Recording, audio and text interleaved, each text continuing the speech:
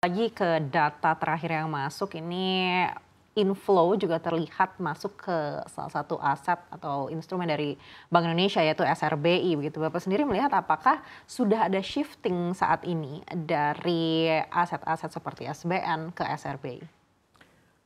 Ya, memang kalau kita lihat angka-angkanya pertumbuhannya SRBI cukup cukup besar ya.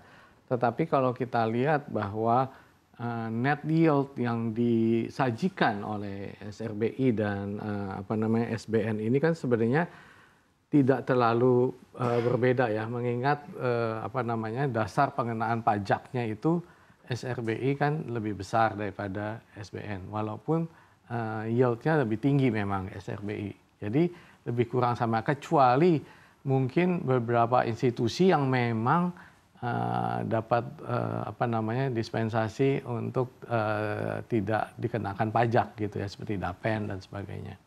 Itu memang mereka secara yield pasti lebih menarik SRBI gitu loh. Baik, apakah menurut Bapak SRBI ini justru menjadi instrumen investasi yang menyedot likuiditas? Bisa dibilang begitu juga, oleh karena persepsinya masyarakat belum tentu mengerti 100% ya. Misalnya tadi saya sampaikan bahwa dasar pengenaan pajaknya kan lebih tinggi, net yield-nya kan sebenarnya mirip gitu ya, sehingga mereka hanya melihat gross-nya gitu. Gross-nya kan memang lebih besar. Jadi kalau untuk masyarakat awam, bisa jadi mereka lebih prefer SRBI ini suatu instrumen yang lebih menjanjikan gitu.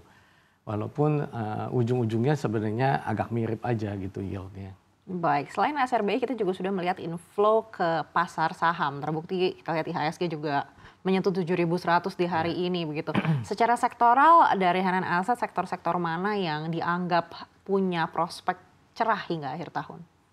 Ya kalau kita lihat kemarin kan waktu penurunan sangat besar itu kan terjadinya terutama di sektor banking ya. Banking karena outflow dari asing begitu banyak keluar dari banking, itu menyebabkan penurunan di banking itu sangat dalam, khususnya di BRI. Tapi kalau kita lihat bahwa asing ini udah mulai net buy kembali kan ya, beberapa hari kemarin terutama Jumat. Dan salah satu yang kita lihat BRI itu udah mulai ada net buy juga gitu ya. Artinya mereka udah mulai melihat ini udah cukup rendah begitu. Penurunan dari beberapa bank ini koreksinya cukup dalam. Jadi harusnya kalau misalnya pembalikan itu sudah mulai terjadi di sektor perbankan, prospek ke akhir tahunnya cukup menjanjikan begitu. Baik, artinya sektor banking ini sudah kembali lagi menjadi pilihan dari Hanan Asset? Salah satunya begitu ya, salah satunya memang kalau kita lihat karena adanya inflow asing dan koreksi yang dalam tadi. Baik, selain sektor banking, sektor apa lagi juga yang dianggap menarik? Kita katakan misalnya yang juga terkoreksi cukup dalam seperti Telkom, Astra itu juga terkoreksi cukup dalam karena juga mungkin banyak outflow di sana. Tetapi sebenarnya secara fundamental walaupun mereka menghadapi beberapa tantangan, tetapi harusnya tidak sejelek itu ya.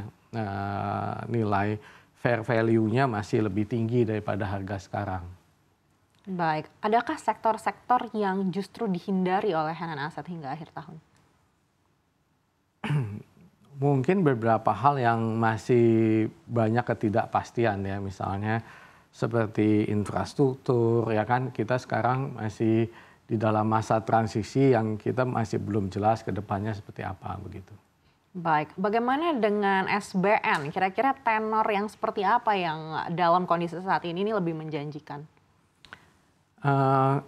Kita melihat bahwa kalau seandainya penurunan suku bunga terjadi, ya tentunya yang lebih panjang kan akan lebih menarik ya, karena yield-nya udah tinggi duluan gitu ya. Tetapi ini sangat tergantung dari situasi dunia saat ini ya, terutama apakah benar-benar The Fed menurunkan suku bunga dan seterusnya seperti itu. Baik, apakah ada aset-aset keuangan yang menurut Henan Asset akan menjadi primadona di sisa 2024 ini? Eh, kit- Kalau kita melihatnya dua-duanya masih cukup menarik ya. Dari segi fixed income masih menarik dan juga dari segi equity juga masih menarik karena tadi koreksi yang sudah cukup dalam.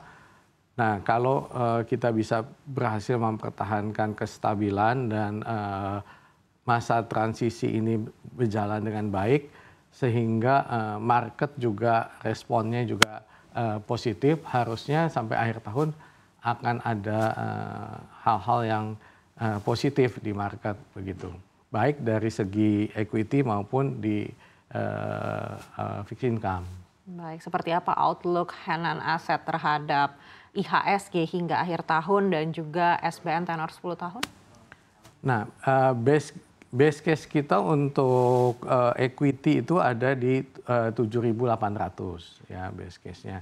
Kalau bear case-nya adalah 6.800. Sedangkan bull-nya ada di 8.400. Dengan apa namanya kita melihat possibility-nya 55% ada di base case kita 7.800. Itu dengan asumsi bahwa tidak terjadi hal-hal yang di luar normal lah gitu ya. Nah, sedangkan SBN ini seperti tadi sangat tergantung juga dari kurs yang ada. Kalau kurs kita bisa dipertahankan seperti sekarang atau bahkan bisa di-manage ke 15.600, 15.800, ada harapan bahwa SBN kita bisa turun lebih rendah dari sekarang 6,8 begitu ya. Tetapi kalau misalnya terjadi lonjakan kurs ini di atas 16.500, bisa terjadi SBN sampai 7,2 begitu.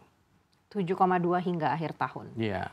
Baik, dan di tengah volatilitas yang terjadi di pertengahan tahun dan juga potensi hingga sisa 2024, seperti apa target pertumbuhan dana kelolaan Henan Asset?